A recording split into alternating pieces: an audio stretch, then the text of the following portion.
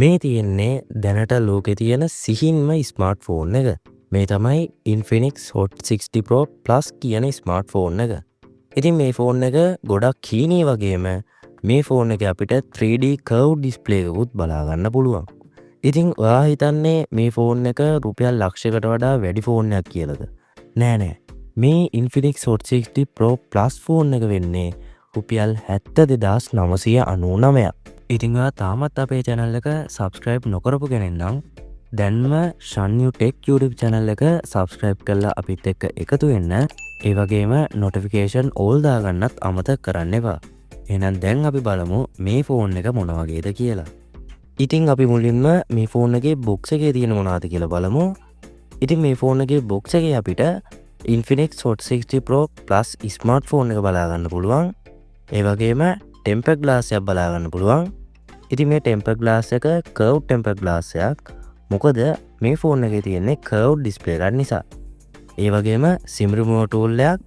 ඒ වගේම අපිට කලින් හම්බෙච්ච temper glass එක ෆෝන් එකට attach කරගන්න අවශ්‍ය දේවල් ටික බලා ගන්න පුළුවන්.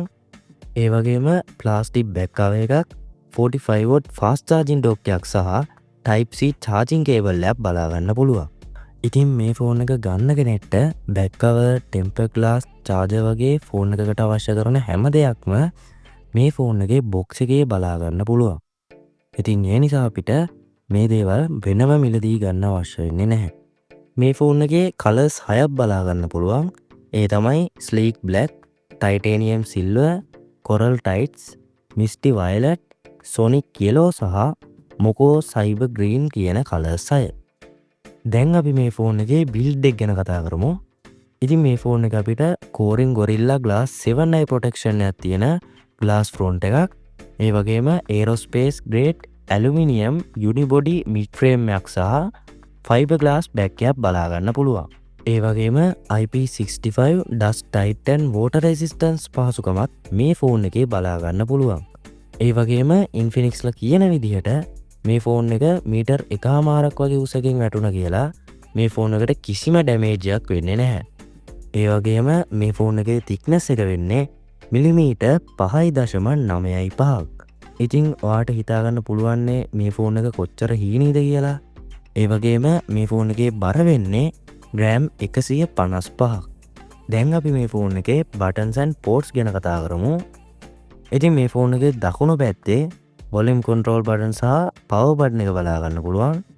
ඒ වගේම මේ ෆෝන් එකේ යට main speaker එක, type C charging port එක, ඒ වගේම main microphone එක සහ SIM card slot එක බලා ගන්න පුළුවන්.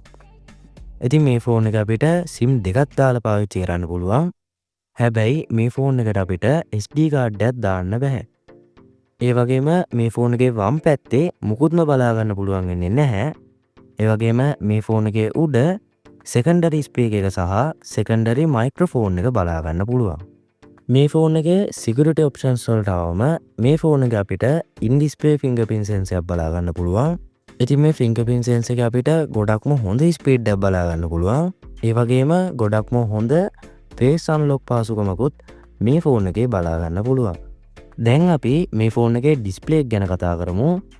ඉතින් මේ ෆෝන් එකේ තියෙන්නේ අඟල් 6.78ක 1.5K resolution එකක් තියෙන curved AMOLED display එකක්. ඒ වගේම මේ display එක අපිට 144Hz refresh rate එකකුත් බලා ගන්න පුළුවන්. ඒ විතරක් නෙමෙයි nits 4500ක peak brightness එකකුත් මේ ෆෝන් එකේ තියෙනවා. ඉතින් nits 4500ක peak brightness එකක් තියෙනවා කියන්නේ අපිට අවුවේදී වුණත් කිසිම ප්‍රශ්නයක් නැතුව මේ display එක බලා ගන්න පුළුවන්. ඒ වගේම ඔයාට බලා ගන්න පුළුවන් මේ ෆෝන් එකේ bezels මොන තරම් හීනීද කියලා. ඉතින් මේ display එක ගොඩක්ම හොඳ display එකක්. ඉතින් මේ display එකෙන් අපිට ගොඩක් හොඳ colors, ඒ වගේම ගොඩක් හොඳ details එහෙම බලා ගන්න පුළුවන්. ඒ වගේම 144Hz refresh rate එකක් තියෙන නිසා අපිට ගොඩක්ම smooth experience එකක් මේ display එකෙන් ගන්න පුළුවන්. දැන් අපි මේ ෆෝන් එකේ performance ගැන කතා කරමු. ඉතින් මේ ෆෝන් එකේ තියෙන්නේ MediaTek Helio G200 කියන 6 nanometer chipset එක. ඉතින් මේ chipset එක ගොඩක්ම හොඳ chipset එකක්. ඉතින් මේ ෆෝන් එකෙන් අපිට අපි එදිනදා කරන වැඩ කරගද්දී, ඒ වගේම multitasking වලදී, ඒ වගේම gaming වලදීත් ගොඩක්ම හොඳ performance එකක් මේ ෆෝන් එකෙන් ගන්න පුළුවන්. ඒ වගේම මේ ෆෝන් එකේ RAM එක සහ ස්ටෝරේජ් එක පැත්තට ආවම මේ ෆෝන් එකේ තියෙන්නේ 8GB RAM එකක් සහ 256GB ස්ටෝරේජ් එකක්. දැන් අපි මේ ෆෝන් එකේ OS එක ගැන කතා කරමු. ඉතින් මේ ෆෝන් එකේ තියෙන්නේ Android 15 OS එක. ඉතින් මේ ෆෝන් එක අපිට major Android updates 3ක් බලා ගන්න පුළුවන්.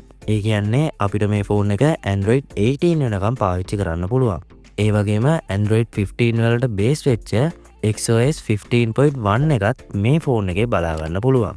ඒ වගේම Infinixලා කියන විදිහට තව අවුරුදු 5ක් යනකම් security patches මේ ෆෝන් එකට දෙනවා. දැන් අපි මේ ෆෝන් එකේ කැමරා setup එක ගැන කතා කරමු. ඉතින් මේ ෆෝන් එකේ තියෙන්නේ මෙගාපික්සල් 50ක වයිඩ් කැමරයක් සහ ඔක්සිලියරි ලෙන්ස් එකක්.